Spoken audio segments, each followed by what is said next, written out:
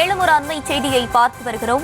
மக்களை வதைக்கும் சமையல் எரிவாயு விலை உயர்வை மத்திய அரசு திரும்பப் பெற வேண்டும் என வலியுறுத்தி தாவேக தலைவர் விஜய் எதிர்ப்பை தெரிவித்திருக்கிறார். தொடர்ந்து விரிவான விவரங்களோடு இணைகிறார் எமது செய்தியாளர் ஜெரி. வணக்கம், விரிவான விவரங்களை வழங்கலாம். வணக்கம்.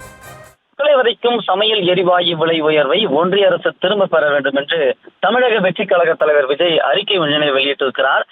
ஒன்றிய பாஜக அரசு அறிவித்துள்ள சமையல் எரிவாயு விலை உயர்வு சாமானிய மக்கள் மீதான நேரடி தாக்குதலாகும்.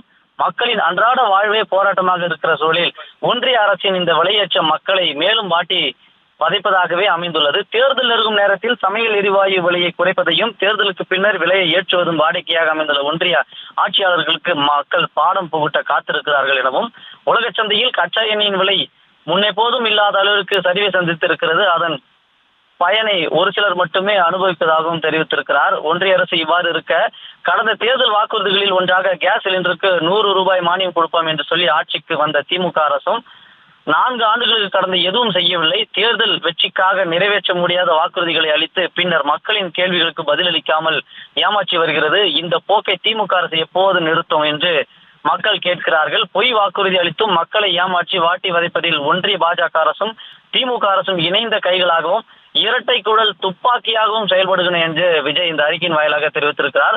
பாஜக அரசு மற்றும் திமுக அரசின் மக்கள் விரோத நடவடிக்கைகளுக்கு எதிராக மக்கள் போராட்டத்தின் எதிர்வினை மிக தீவிரமாக இருக்கும் எனவும், மக்களோடு தமிழக வெற்றி கழகத்தின் களத்தில் நிற்கும் என்றும் விஜய் இந்த அறிக்கையின் வாயிலாக தெரிவித்திருக்கிறார்.